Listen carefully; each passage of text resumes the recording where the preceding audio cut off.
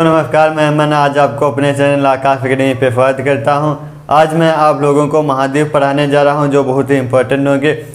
देखिए, जितने भी मैंने पॉइंट रखे हैं बहुत ही इम्पोर्टेंट है और सभी प्रतियोगी परीक्षा में ये पूछे जाते हैं और पूछे जाने के ज़्यादा चांसेज हैं। देखिए, सबसे पहले महाद्वीप कितने हैं? महाद्वीप 7 हैं और महाद्वीप कहते किसको हैं? जो समुद्री तल से ऊपर उठा हुआ भाग होता है उसे महाद्वीप कहते हैं। जो समुद्री तल का ऊपर उठा हुआ भाग होता है, बहुत बड़ा भाग, उसे महाद्वीप कहते हैं। तो इस प्रकार के महाद्वीप 7 हैं पूरी दुनिया में। पूरी दुनिया में 7 महाद्वीप हैं। कौन से हैं? एशिया, अफ्रीका, उत्तरी अमेरिका, दक्षिणी अमेरिका, फिर अंटार्कटिका, यूरोप और ऑस्ट्रेलिया।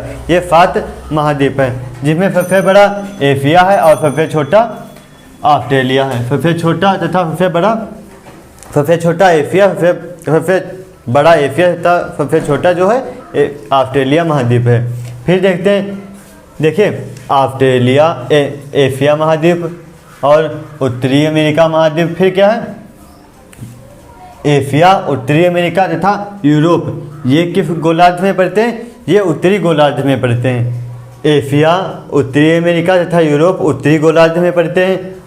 कौन कौन से? एशिया, उत्तरी अमेरिका और यूरोप किस में पड़ते हैं? उत्तरी गोलार्ध में। तथा ऑस्ट्रेलिया, ये ऑस्ट्रेलिया, फिर अंटार्कटिका, ऑस्ट्रेलिया, अंटार्कटिका, ये दो दक्षिणी गोलार्ध में पड़ते हैं। और जो ये वाला अफ्रीका था, दक्षिणी अमेरिका है, ये दोनों गोलार्ध में पड़ते हैं। क्या? एशिया, उत्तरी अमेरिका, यूरोप उत्तरी गोलार्ध, उत्तरी अमेरिका, एशिया, उत्तरी अमेरिका, यूरोप उत्तरी गोलार्ध में पड़ते हैं। तथा ये अंटार्कटिका और ऑस्ट्रेलिया जो है दक्षिणी गोलार्ध में पड़ते हैं। और फिर ये अफ्रीका तथा दक्षिणी अमेरिका, ये किस में पड़ते हैं? ये दोनों गोलार्ध में पड़ते हैं। ये दोनों गोलार्ध में पड़ते हैं। महाद्वीप 7 हैं। सबसे बड़ा महाद्वीप एशिया तथा सबसे छोटा महाद्वीप ऑस्ट्रेलिया है। महाद्वीप किसे कहते हैं? जो समुद्री तल का ऊपर उठा हुआ भाग होता है उसे महाद्वीप कहते हैं। फिर देखते हैं, आज हम पढ़ेंगे सिर्फ एशिया के बारे में। एशिया में देखिए, एशिया किस महाद्वीप में पड़ता है? अभी बताया, एशिया उत्तरी गोलार्ध में पड़ता है। एशिया उत्तरी गोलार्ध में पड़ता है। यह जो कुल आबादी है, पूरी दुनिया की कुल जनसंख्या, उसका 60% जनसंख्या सिर्फ एशिया में निवास करती है। एशिया में 60% जनसंख्या निवास करती है। फिर यहाँ पे 30% क्षेत्रफल, पूरी दुनिया का 30% क्षेत्रफल एशिया घेरे हुए है, एशिया के साथ है। फिर इसका क्षेत्रफल कितना है? 438,20,000 वर्ग किलोमीटर इसका क्षेत्रफल है। और इसमें 51 देश शामिल हैं। इसमें 51 देश हैं, जिसमें भारत भी शामिल है। भारत एशिया में ही शामिल है, यह उत्तरी गोलार्ध में है। फिर देखते हैं सबसे एशिया के बारे में। एशिया का सबसे गर्म स्थान कौन सा है? बलूचिस्तान, जो पाकिस्तान में पड़ता है। इसका टेम्परेचर 54 डिग्री सेल्सियस है। फिर ये तो सबसे गर्म हो गया। सबसे ठंडा कौन सा है? बरखोयास्क, 69 डिग्री सेल्सियस। ये सबसे ठंडा है, इसलिए इसे क्या कहा जाता है? पृथ्वी का शीत ध्रुव। पृथ्वी का शीत ध्रुव किसे कहा जाता है? बरखोयास्क को। यहाँ -69 डिग्री सेल्सियस होता है। यह साइबेरिया में पड़ता है। 2 हो गए पॉइंट। फिर देखिए अगला, अधिक वर्षा वाला स्थान। एशिया में सबसे अधिक वर्षा कहाँ होती है? माफिनराम, मेघालय में पड़ती है, जो इंडिया में है। फिर देखिए एशिया के प्रमुख प्रायद्वीप। एशिया के प्रमुख प्रायद्वीप कौन कौन से? अरब का प्रायद्वीप, दक्कन का प्रायद्वीप तथा इंडोचीन का प्रायद्वीप। और सबसे बड़ा प्रायद्वीप, विश्व का सबसे बड़ा प्रायद्वीप अरब का प्रायद्वीप है। ये विश्व का सबसे बड़ा प्रायद्वीप है। एशिया में 3 प्रायद्वीप प्रमुख पाए जाते हैं, जो अरब का प्रायद्वीप, दक्कन का प्रायद्वीप तथा इंडोचीन का प्रायद्वीप है। ये जो अरब है, ये पूरी दुनिया में सबसे बड़ा प्रायद्वीप है। फिर इसमें सभ्यता भी विकसित हुई। कौन कौन से? हड़प्पा की सभ्यता, हड़प्पा सभ्यता तथा मोसोपोटामिया की सभ्यता। हड़प्पा सभ्यता सिंधु घाटी में विकसित हुई है तथा मोसोपोटामिया की सभ्यता, मोसोपोटामिया का अब नया नाम क्या है? इसका नया नाम इराक है। इराक जो मोसोपोटामिया कहा जाता था, इसका पुराना नाम है। या मोसोपोटामिया की सुमेरियन सभ्यता है। यह किस नदी के किनारे विकसित हुई? दजला फरात नदी में विकसित हुई। दजला फरात नदी पेपर में पूछ लिया जाए, दजला और फरात नदी में कौन सी सभ्यता विकसित हुई, तो क्या कहोगे? मेसोपोटामिया की सुमेरियन सभ्यता। फिर अगला है देखिए, भूमध्य रेखा किन महाद्वीपों से गुजरती है। भूमध्य रेखा जो है किन महाद्वीपों से गुजरती है। देखिए भूमध्य रेखा को क्या कहा जाता है। भूमध्य रेखा को 0 डिग्री रेखा, 0 डिग्री भूमध्य रेखा है, इसे क्या कहा जाता है। भूमध्य रेखा को 0 डिग्री रेखा तथा विषुवत रेखा। भूमध्य रेखा को 0 डिग्री रेखा या विषुवत रेखा कहा जाता है। या किन महाद्वीपों से गुजरता है, या दक्षिण अमेरिका, अफ्रीका तथा एशिया में गुजरती है। दक्षिण अमेरिका, अफ्रीका तथा एशिया से कौन सी रेखा गुजरती है, विषुवत रेखा या 0 डिग्री रेखा या भूमध्य रेखा, तीनों के एक ही नाम है। ये तीन महाद्वीपों से गुजरती है। फिर एशिया के 2 देश कौन से, जिसमें से ये गुजरती है, इंडोनेशिया और मालदीव। ये जो देश है वहाँ पे भूमध्य रेखा गुजरती है। फिर देखते हैं, हाँ देखिए फिर क्या है, सबसे बड़ा देश क्षेत्रफल। देखिए सबसे बड़ा देश क्या होता है, क्षेत्रफल की दृष्टि से। यदि क्षेत्रफल की दृष्टि से देखा जाए तो रूस है। रूस क्षेत्रफल की दृष्टि से सबसे बड़ा है। अब रूस भी 2 भागों में बटा होता है। रूस जो है ये 2 महाद्वीपों में आता है। एक तो एशिया है, दूसरा यूरोप। एशिया यूरोप में पड़ता है।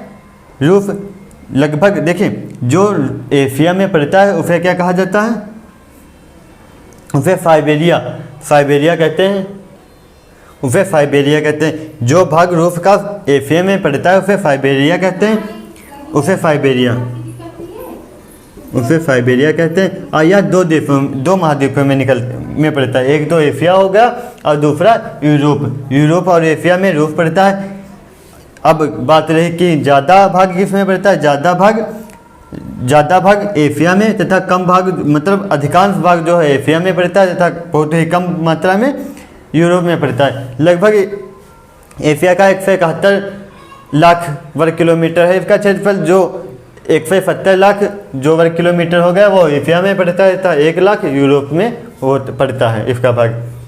और जनसंख्या की दृष्टि से देखा जाए तो जनसंख्या की दृष्टि से चीन है प्रथम स्थान पर जनसंख्या की दृष्टि से चीन है। और भारत का स्थान जो अगर देखा जाए, भारत का स्थान दूसरे स्थान पर तथा क्षेत्रफल की दृष्टि से 7वां है। क्षेत्रफल की दृष्टि से भारत का 7वां स्थान तथा जनसंख्या की दृष्टि से दूसरा स्थान है। फिर देखिए सबसे ऊंचाई पर रेलवे लाइन कौन सी है, वो चीन में है, जो छिंगहाई से ल्हासा तक फैली हुई है। जो सबसे ऊंचाई पर रेलवे लाइन चीन में है, छिंगहाई से ल्हासा के बीच में। या कितनी ऊंचाई पर स्थित है, 5,072 मीटर ऊंचाई पर स्थित है, जो चीन में है। सबसे ऊंचाई रेलवे लाइन चीन में है। कहाँ से कहाँ तक, छिंगहाई से ल्हासा तक है। फिर देखते हैं विश्व की सबसे बड़ी झील कौन सी। विश्व की सबसे बड़ी झील कैस्पियन सागर या कैसी झील है, खारे पानी की झील है। यदि पेपर में पूछ ले कि मीठे पानी की सबसे बड़ी झील कौन सी है तो क्या होगा, सुपीरियर झील यह मीठे पानी की झील है। और खारे पानी की सबसे बड़ी झील कैस्पियन सागर है। विश्व की सबसे बड़ी झील कैस्पियन सागर है, यह एशिया में पड़ता है। फिर सबसे गहरी झील, विश्व की सबसे गहरी झील बैकाल झील है। बैकाल झील सबसे गहरी झील। और सबसे ऊंचाई पर स्थित झील पंचपोखरी सबसे ऊंचाई पर स्थित झील है।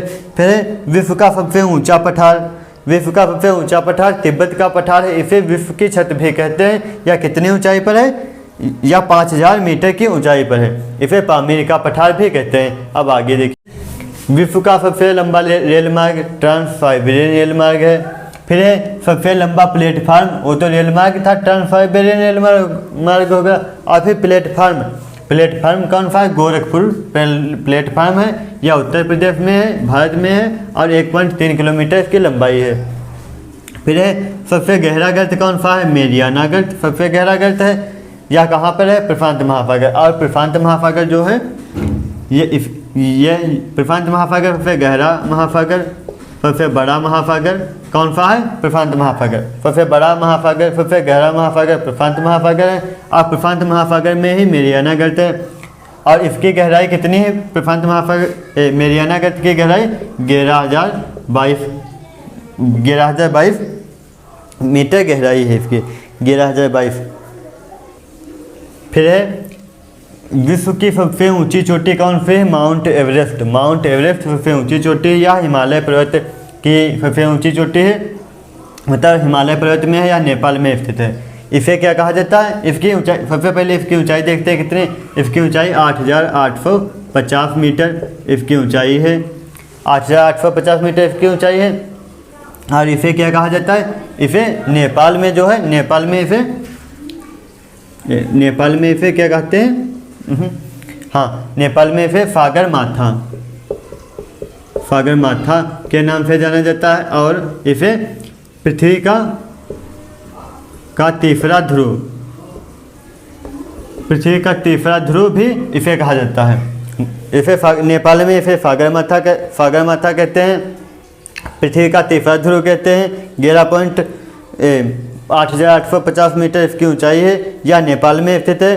सागर माथा का अर्थ होता है ब्रह्मांड की माता, इसे कहा जाता है। और इसे भारत की, यदि पेपर पूछ ले, भारत की प्रथम महिला का नाम बताइए जिसने माउंट एवरेस्ट को मतलब फतेह की थी, माउंट एवरेस्ट पर चढ़ा था, वो कौन? उनका नाम क्या है? बछेंद्री पाल। बछेंद्री पाल भारत की प्रथम महिला हैं जिन्होंने माउंट एवरेस्ट की चढ़ाई को पूरा किया था।